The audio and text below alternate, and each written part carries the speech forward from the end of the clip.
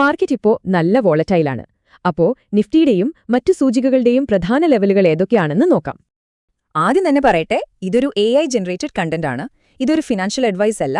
നിക്ഷേപങ്ങൾ നിങ്ങളുടെ സ്വന്തം റിസ്കിൽ ചെയ്യുക. അനലിസ്റ്റുകളുടെ അഭിപ്രായത്തിൽ നമ്മൾ ഈ വർഷം കണ്ടതിൽ വെച്ച് ഏറ്റവും ടഫായ മാർക്കറ്റാണിത്. അപ്പോ എന്തുകൊണ്ടാണ് മാർക്കറ്റ് ഇത്രയധികം പ്രഷറിലായിരിക്കുന്നത്? നമുക്ക് കാരണങ്ങൾ നോക്കാം. ഒരേ സമയം 3 പ്രധാന കാരണങ്ങളാണ് മാർക്കറ്റിലിപ്പോ ഈ ഒരു അനിശ്ചിതത്വം ഉണ്ടാക്കുന്നത്. ഒന്ന് നോക്കണേ, FIIകൾ 11,000 കോടിയിലധികം രൂപയുടെ സെല്ലിംഗ് ആണ് അടുത്തിടെ നടത്തിയത്. ശരി, അപ്പൊ ഈ ഒരു വിൽപ്പന കാരണം നിഫ്റ്റി ചാർട്ടിൽ എന്താണ് സംഭവിക്കുന്നതെന്ന് നോക്കിയാലോ. നിഫ്റ്റിയെ സംബന്ധിച്ച് 22,000 ഒരു നിർണായക സപ്പോർട്ടാണ്. റെസിസ്റ്റൻസ് വരുന്നത് 22,500-ലാണ്. ഇനി നമുക്ക് വേഗം ബാങ്ക് നിഫ്റ്റിയുടെയും സെൻസെക്സിന്റെയും ലെവലുകൾ കൂടി ഒന്ന് നോക്കാം. ബാങ്ക് നിഫ്റ്റിക്ക് 50,000 എന്ന സൈക്കോളജിക്കൽ ലെവൽ നിലനിർത്തേണ്ടത് വളരെ പ്രധാനപ്പെട്ട ഒന്നാണ്. സെൻസെക്സിലും ഏകദേശം ഇതേ അവസ്ഥയാണ്. 71,500-ആണ് പ്രധാനപ്പെട്ട സപ്പോർട്ട് ലെവൽ.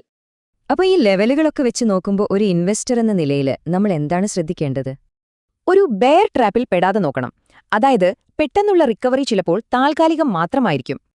മാർക്കറ്റ് ഇപ്പോൾ ബെയറിഷ് ട്രെൻഡിലാണ്. ഒരു വ്യക്തത വരുന്നതുവരെ അഗ്രസീവായി വാങ്ങാതിരിക്കുന്നതാണ് നല്ലത്. ഓർക്കുക, സ്വന്തമായി അനാലിസിസ് ചെയ്ത ശേഷം മാത്രം തീരുമാനങ്ങൾ എടുക്കുക. ഇത് ഒരു വഴികാട്ടി മാത്രമാണ്. ഈ വിവരങ്ങൾ നിങ്ങൾക്ക് ഉപകാരപ്പെട്ടെങ്കിൽ ദയവായി ലൈക്ക്, ഷെയർ ചെയ്ത് ഞങ്ങളുടെ വിധിലക്ഷ്മി ചാനൽ സബ്സ്ക്രൈബ് ചെയ്യൂ.